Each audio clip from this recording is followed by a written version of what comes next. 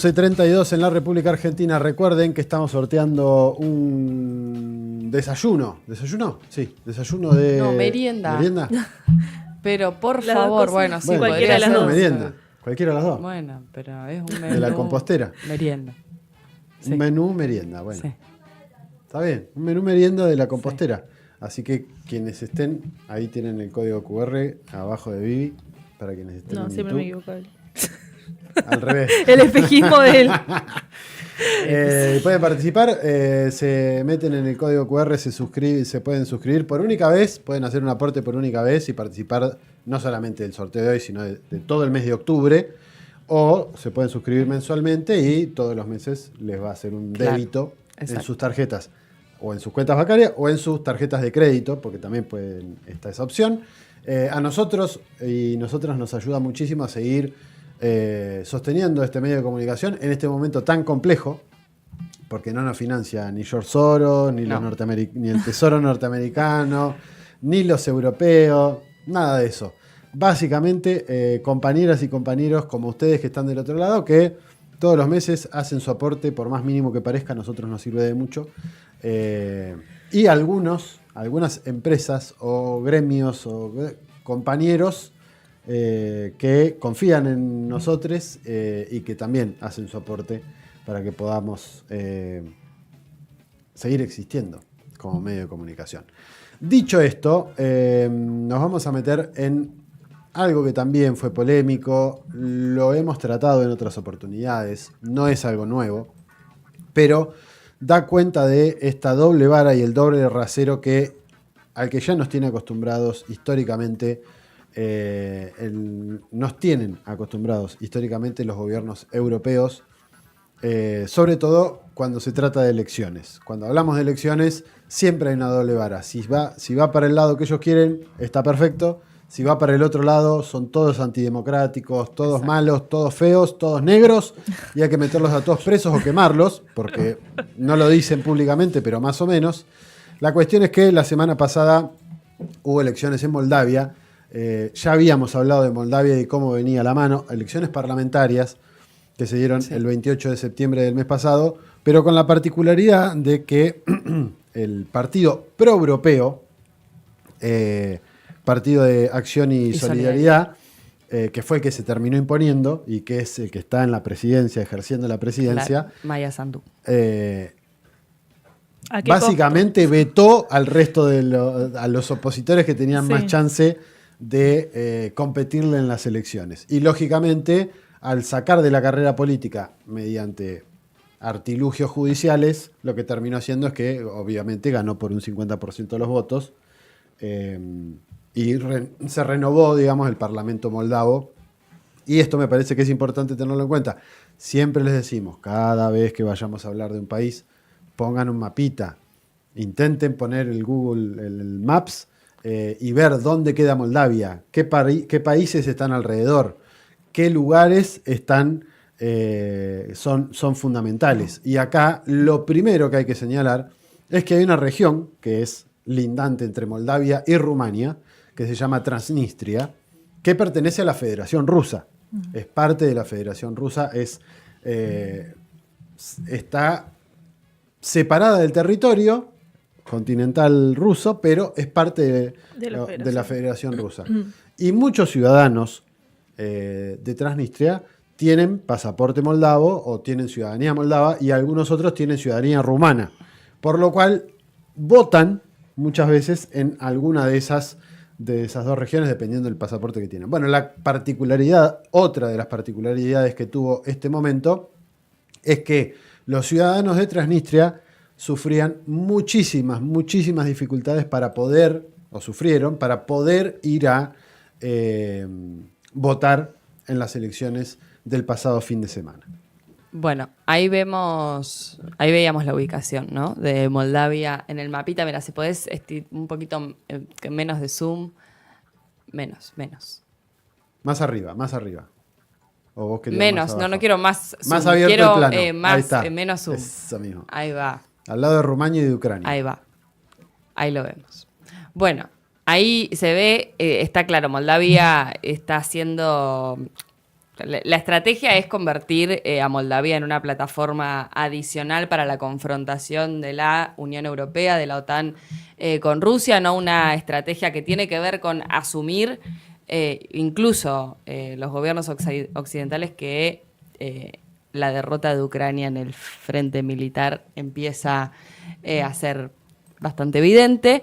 Ya desde antes de que se celebren las elecciones, el Servicio de Inteligencia Exterior de Rusia denunciaba, ¿no?, que los gobiernos europeos habían decidido mantener a Moldavia en la órbita de esta política rusofóbica casi a cualquier precio, incluso pensando en la posibilidad de introducir tropas extranjeras o de ocupar realmente el país.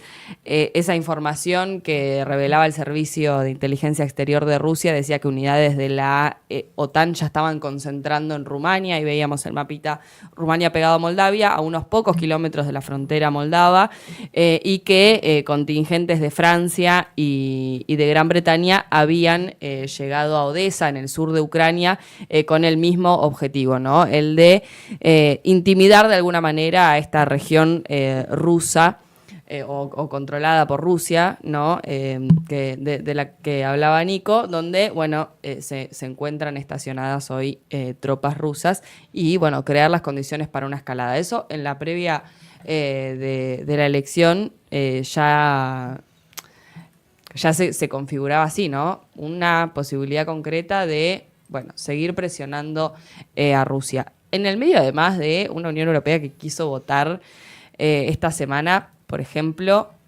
contra el visado de personas rusas para ingresar a la Unión Europea. Digo, ¿no? De pronto, después de lo que fue la reunión de Naciones Unidas y la suspensión de la visa de Gustavo Petro, de pronto el visado se convirtió en una herramienta de hostigación. E incluso pese a que el estatuto de la Unión Europea habla de la no discriminación por país, bueno, se hablaba concretamente en los últimos días de la posibilidad de que algunos países prohibieran visas a ciudadanos rusos, algo que no terminó llegando a buen puerto, por supuesto, porque algunos países empezaron a decir: no, bueno, pero si me quedo sin el turismo ruso, capaz que estoy en un problema. Digo, sobre todo algunos que vienen transitando una crisis económica importante, como el caso España, el caso Francia también, que lo venimos abordando. Pero, bueno, unas elecciones en Moldavia donde se termina consolidando este partido de acción y solidaridad, a costa, por supuesto, de un fraude electoral que fue denunciado oportunamente, incluso por algunos veedores internacionales. Uh-huh. Esas son las imágenes, sí, de lo que estábamos hablando. En Transnistria, en este territorio, se establecieron solamente 12 centros de votación. Estaba previsto que haya 30, solamente se abrieron 12. Y hay que tener en cuenta que la población que vive en la República de Moldavia de Transnistria, que en su gran mayoría son rusoparlantes o son de descendencia rusa, solamente 12.000 de los 200.000 habilitados a votar ejercieron su voto efectivamente.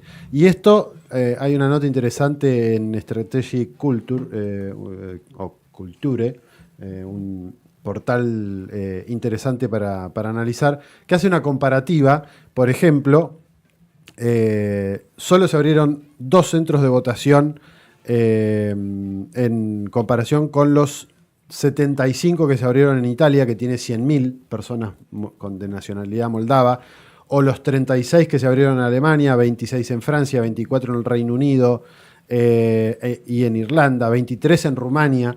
Digamos, en comparación, fueron muy pocos los centros de votación que se abrieron, y esto da cuenta también de la imposibilidad o de la intención de que esas personas en la diáspora moldava o en la diáspora de Transnistria, digamos, o moldava, no pudieron ejercer su derecho a voto precisamente por las limitaciones en cuanto a cantidad de centros y, como lo veíamos recién, en carreteras cerradas desde el Estado moldavo para que precisamente no puedan ir a ejercer su voto. A eso también, me parece importante mencionar que se le suma, a veces hablamos de la injerencia que tienen las redes sociales o los medios en estas cuestiones, y mencionar que todos los canales de la oposición fueron cerrados, que 260 cuentas de Telegram fueron bloqueadas en el marco de estas elecciones, cuentas que eran obviamente pro oposición, digamos, y sin mencionar que 3 miembros de la oposición fueron asesinados, 6 fueron encarcelados por cargos falsos. Y se retiraron a 2 candidatas el día anterior a la elección, lo cual es insólito, no lo hemos visto nunca, pero 2 candidatas que, según las encuestas, iban a obtener escaños en el Parlamento, se les retiró su candidatura un día antes de la votación. Un acto, por supuesto... Irina Vlach, de Corazón de Moldavia, y Victoria Fortuna de Gran Moldavia. Después la introducción de casi 100.000 votos fantasmas, seguramente provenientes del extranjero, cuando era una realidad o a la vista de todos por cómo se dieron las votaciones, por la cantidad de mesas de votación, que era imposible que esa cantidad de gente haya votado, que quedó a la vista el fraude electoral, es incluso denunciado por algunos de los veedores internacionales. No se publicaron, por ejemplo, los datos de las mesas individuales, algo que habitualmente en una elección se muestra, sobre todo cuando hay tantos indicios de arbitrariedad.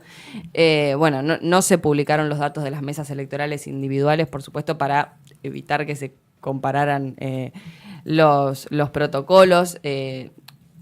Una elección realmente de donde vimos o asistimos amañada, como diríamos acá, arreglada. Asistimos a un fraude, pero claro, la Unión Europea y la OTAN seguramente prefieren venir y denunciar la transparencia de las elecciones en Venezuela. Sí, que de hecho las felicitaciones de la presidenta de la Comisión Europea, Ursula von der Leyen, nos hicieron esperar, porque aprovechó para felicitar a los ganadores de las elecciones de Moldavia, pero también para hablar de Ucrania como su línea de defensa en Europa y como este nuevo plan que hablábamos de la OTAN entrando Rumania y demás.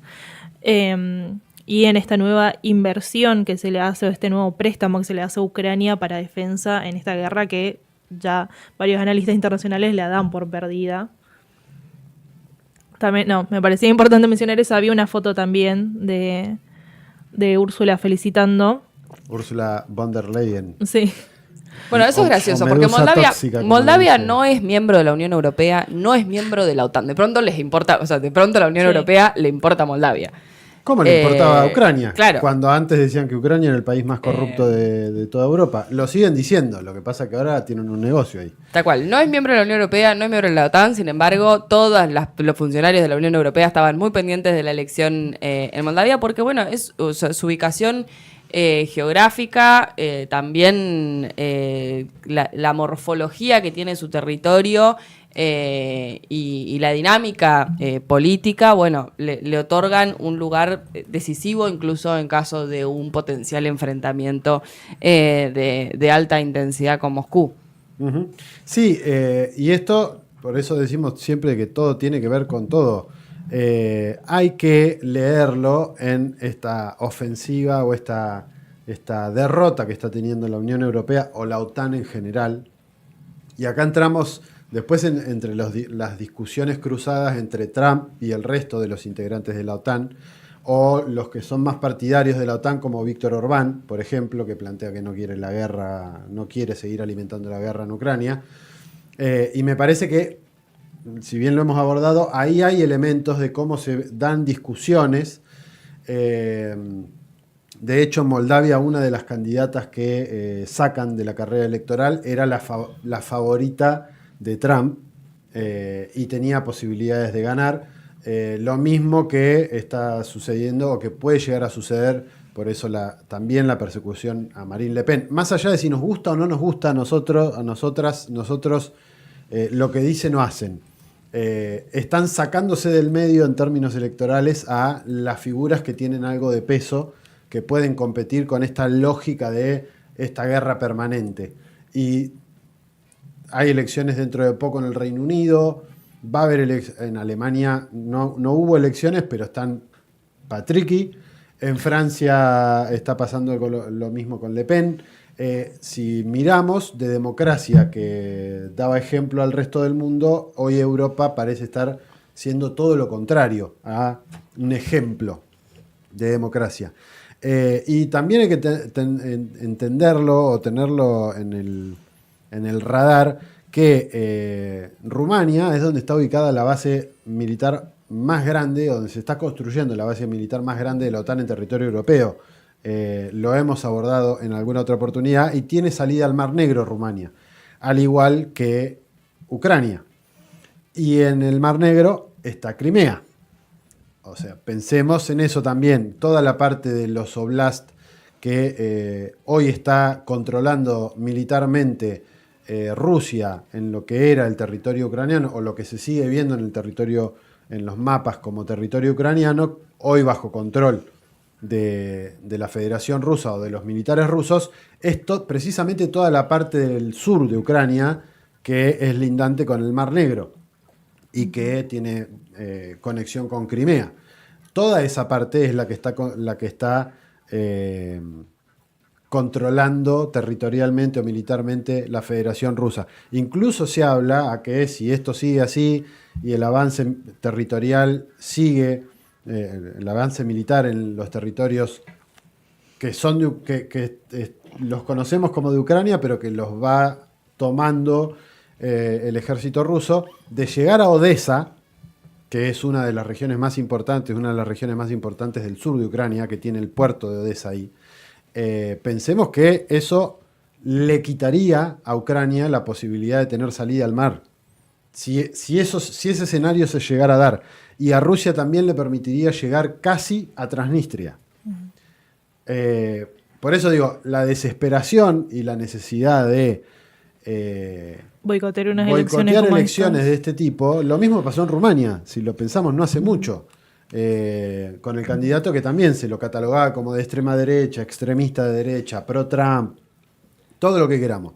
Pero eran candidatos o candidatas que estaban en contra de la guerra de Ucrania, que estaban en contra de seguir alimentando ese discurso, y esa es una piedra angular para analizar estos movimientos, más allá de lo que después digan estas candidatas o candidatos respecto de un montón de otros temas. Al margen de... Eso es un segundo nivel de análisis, me parece. El primer nivel de análisis es tipo prorruso, ¿es prorruso o no es prorruso? Digo, en este contexto, digo, sobre todo por la región y por el territorio al que nos estamos refiriendo, pero me parece que sí queda muy en evidencia la hipocresía de la que hoy es rehén Europa toda, ¿no? En su conjunto. Ni hablar en relación, digo, algo que charlamos en la primera hora, ¿no? Pero estas conversaciones muy vacilantes también en relación a las sanciones contra Israel ponen de relieve esa realidad. Hoy la política de sanciones de Europa es hipócrita, digo, porque incluso cuando se habla de Rusia vale todo, ¿no? Medidas que violan abiertamente el derecho internacional. Pero cuando se trata de aliados de Estados Unidos, de aliados de Europa, bueno, ahí miramos para otro lado. No pasa nada. Un dato en eso es que, bueno, Rusia este mes es la encargada de la presidencia del Consejo de Seguridad de las Naciones Unidas, así que habría que ver también si se toma alguna iniciativa en torno a eso desde ahí, entendiendo que también son presidencias que se van cambiando mes a mes y que no te da mucha posibilidad de hacer grandes cambios dentro de los organismos, pero habría que ver qué iniciativa toma. Bueno, vamos a seguir de cerca que pase con esto porque está todo relacionado con todo, básicamente, en el territorio europeo y lo que va sucediendo. Escuchamos algo de música, llega Milo J haciendo, creo que la canción que le da nombre al disco, ¿no? La vida era más corta. Gran disco de Milo J, muy recomendado. Espectacular.